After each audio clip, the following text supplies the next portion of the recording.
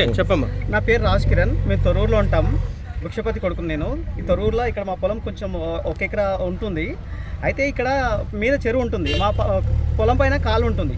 అయితే ఈ ఎఫ్టీఎల్ కడీలు అన్ని తీసేసి దాని పరిధి తగ్గించుకోవాలని చెప్పేసి ఇక్కడి ఇన్ఫ్లో వాటర్ని, చెరువులోకి పోయే వాటర్ని డైవర్ట్ చేస్తున్నారు. అది ఎవరు? మల్రెడ్డి రామరెడ్డి గారి ప్రోద్బలంతో, ఎమ్మెల్యే గారి ప్రోద్బలంతో, వాళ్ళ అల్లుడు గోపాల్ రెడ్డి, నరేందర్ రెడ్డి ప్రోద్బలంతో, వాళ్ళ సపోర్ట్తో తిరుపతి రెడ్డి, వంగేటి రామరెడ్డి, శ్రీను వీళ్ళందరూ కలిసి వాళ్ళ పొలాలకు ఎఫ్టీఎల్ లేకుండా చేసుకొని అమ్ముకుందామని వెళ్ళాసగడదామని చేస్తున్నారు.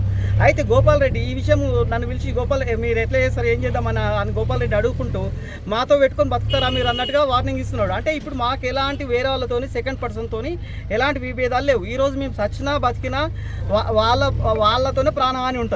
ఇప్పుడు ఈడ తీసిన మాకు ఇంకా వేరే ఆధారం కూడా లేదు. ఈడ ఉన్నది అంతా పోయిన తర్వాత ఇప్పుడు పెట్రోల్ పోసుకొని చావాలి. సావురని అంటున్నాడు గోపాల్ రెడ్డి. ఆయన ఏం మొహమాటమే లేదు. నీ ఎకరకు ఏం లెక్క అని మాట్లాడుతున్నాడు.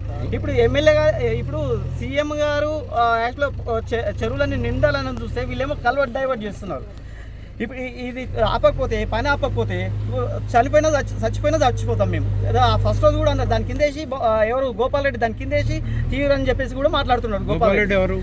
ఎమ్మెల్యే గారి అల్లుడు, మేనల్లుడు, మల్రెడ్డి రంగారెడ్డి వారి మేనల్లుడు. ఎమ్మెల్యే గారు ఏమంటారు?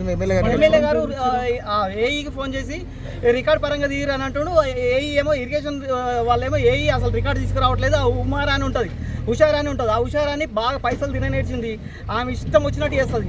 సీన్ అని ఉంటాడు రాయపోలు ఇన్స్పెక్టర్, ఆయన కూడా అంతే. ఆయన ఏమో రేపు పొద్దుగా లేదని ఉంటే డైవర్షన్ ఇస్తామంట. అంటే నేనేమంటున్నా, రికార్డ్ పరంగా తీయరని దాన్ని కన్సిడర్ చేయరు. వాళ్ళు ఇష్టం వచ్చినట్టు చేస్తారు. ఎంత బెదిరియాలో అంత బెదిరిస్తారు.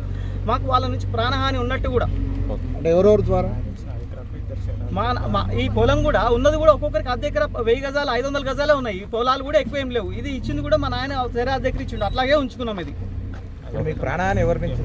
ప్రాణహాని ఉంటే గోపాల్ రెడ్డి, నరేందర్ రెడ్డితోనే ఉంటుంది, ఇంకెవరితోనే ఉండదు. ఎందుకంటే గోపాల్ రెడ్డి ఆల్రెడీ వార్నింగ్ ఇచ్చిండు. నాకు మాతో పెట్టుకొని ఉంటావా అని చెప్పేసి బెదిరించిండు ఇంటికి పిలిచి.